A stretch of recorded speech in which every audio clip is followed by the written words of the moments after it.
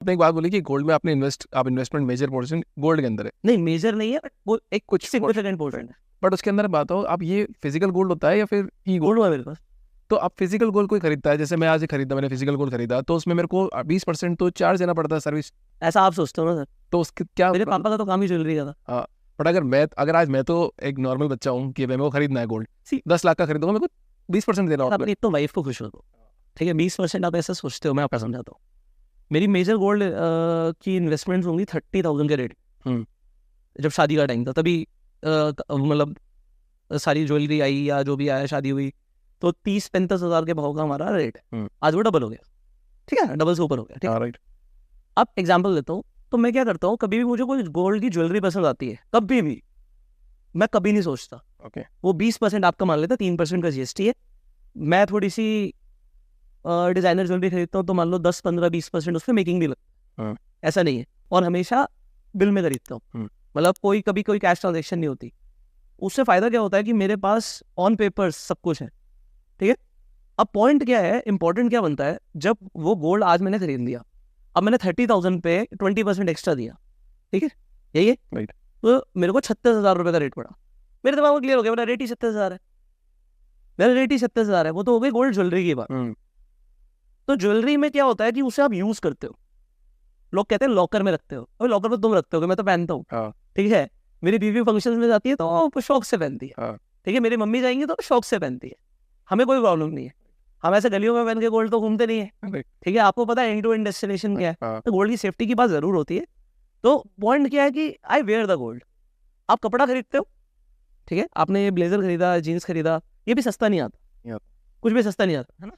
नहीं, बिल्कुल नहीं आता, गोल्ड के भाव के बराबर ही आता है। पॉइंट क्या है, ये जो आपकी एसेसरीज होती है, ये आपको एक एक्स फैक्टर देती हैं आपके लुक्स में, ऐसा मुझे लगता है, राइट। वो देती हैं।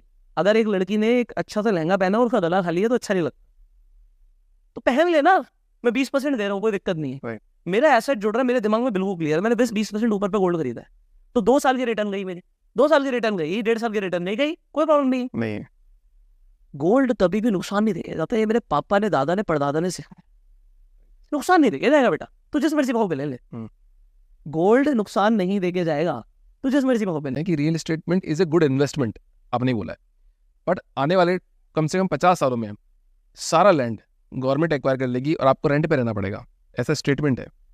देखेंगे तब का तब, इतना दूर का कौन सोच रहा है। तो आपने लॉन्ग टर्म इन्वेस्टमेंट की बात करी ना, ऐसा कुछ नहीं होना। जब आप लोग को फ्री होल्ड लैंड लेते हो ना, 2 तरीके की लैंड है। फ्री होल्ड होता है हमारे जहाँ पे मैं लेता हूँ, वहाँ पे तो फ्री होल्ड लेता हूँ। फ्री होल्ड पे गवर्नमेंट कुछ नहीं कर सकती। 100 सालों का होता नहीं, ये आपका होता होगा, मतलब कैसे, मतलब क्या? वो नोएडा में होता है, हमारे पास तो और कहीं नहीं होता। जो 100 साल का लीज पर होता है, जो आप 100 साल की लीज लेते हो, मुझे नहीं पता, आप बैंगलोर की बात कर रहे हो तो I have no idea, but Noida में ऐसा होता है। 2 तरीके से होता है, इधर 100 ईयर्स लीज होता है, जैसे दुबई में होता है। तो मैं दुबई में इन्वेस्टमेंट नहीं करता, अभी तक तो नहीं करी। मैं जो भी खरीदता हूँ फ्री होल्ड खरीदता हूँ, फ्री होल्ड पे वो मेरा है। कल को सरकार बदलेगी, कुछ भी हो जाए, वो फ्री होल्ड है तो फ्री होल्ड है, मतलब मेरा ही रहेगा।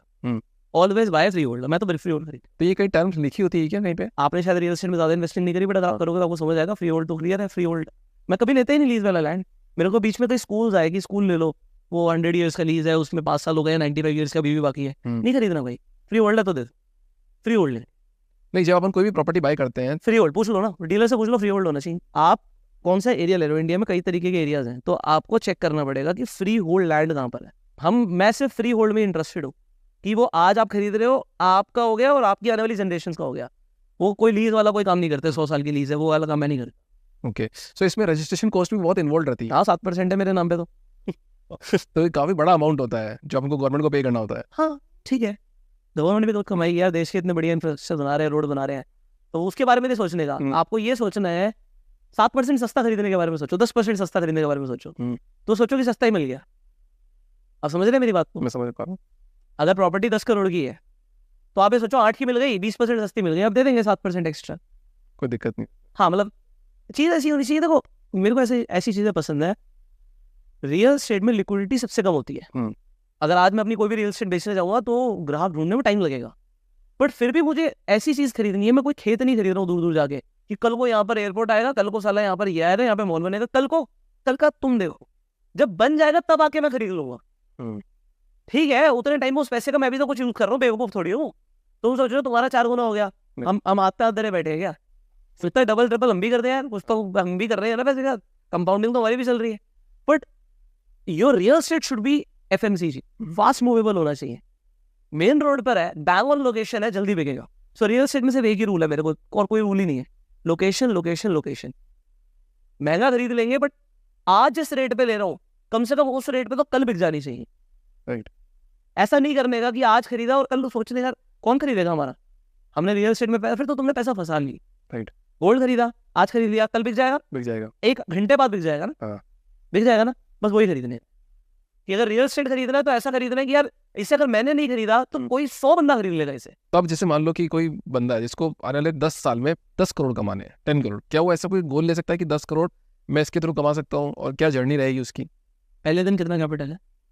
मान लो 1 लाख रुपए आज, नहीं हो सकता, 10 साल में भी नहीं होगा। बहुत मुश्किल है। ये मजाक थोड़ी चल रहा है मार्केट में, 1 लाख रुपए लाओ और 10 करोड़ ले जाओ, ऐसा बड़ी स्कीम थोड़ी चल रही है मार्केट में। मेरे से ले लो 10 करोड़, आप परसेंटेज ऑफ रिटर्न की बात करो। नहीं, एक मिनट मेरे को बड़ा मजा आया सुन के। आप सुनना जरा, आपने क्या बोला? 1 लाख का 10 गुना होता है, 1 लाख का 10 गुना होता है 10 लाख, 100 गुना होता है 1 करोड़, 1000 गुना होता है 10 करोड़। मैं आपको 10 करोड़ देता हूँ, ठीक है? अब यहाँ से 1000 गुने की बात करते हैं। 10 गुना होता है 100 करोड़, 100 गुना होता है 1000 करोड़, और आप 10,000 करोड़ की बात कर रहे हो। तो आपको कैसा लग रहा है? सुनिए, मैं बोल रहा हूँ कि कोई आदमी 10 करोड़ से 10,000 करोड़ पे चला जाएगा शेयर मार्केट से 10 सालों में, कैसा लग रहा है सुन के? बहुत अजीब लग रहा है, बेवकूफी लग रही है, ऐसा थोड़ी होता है यार, इतना सारे मार्केट से पैसा कमाना। ये मजाक थोड़ी हो रहा है। मेरे से ले लो 10 करोड़, बस साइन करके दे दो। अरे 10,000 करोड़ छोड़ो, 5,000 करोड़ दोगे? अरे ऐसा नहीं होता, कंपाउंडिंग की भी एक लिमिटेशन है यार, ऐसा नहीं होता, ऐसा नहीं हो सकता। बट क्लेम कर रहे हैं ना यूट्यूबर्स, बहुत सारे यूट्यूबर्स बोलते हैं कि यार 1 करोड़ 2 करोड़ रुपए कमाने, आज आप 10,000 रुपए से इन्वेस्टिंग चालू करो, 5,000 से इन्वेस्टिंग चालू करो, आप इतना पैसा कमा मेरा सकते दिमाग, मेरी हो। बुद्धि बहुत छोटी है, मैं समझ नहीं पाया अभी तक वो वाली मैथमेटिक्स, मतलब मेरे को समझ नहीं आई। मैं कमजोर था मैथमेटिक्स में, तो मेरे को तो नहीं आई। हो सकता है वो सही बोल रहे हो, बट मेरे को नहीं आती थी। क्योंकि आज से अगर आप यूट्यूब पे ये भी लिखो कि I want to make money, तो स्टॉक मार्केट एक वीडियो ऊपर आ जाता है, और make money is a good thing, हाँ, पैसे तो बनेंगे, पर उल्टे वे में आता है ये। पैसे तो बनेंगे, बट आपने जो बात बोली आप उसी मैथमेटिक्स में समझो ना। ऐसा बोलना भी गलत है यार, गलत है। फॉल्स एक्सपेक्टेशन रखना बहुत गलत।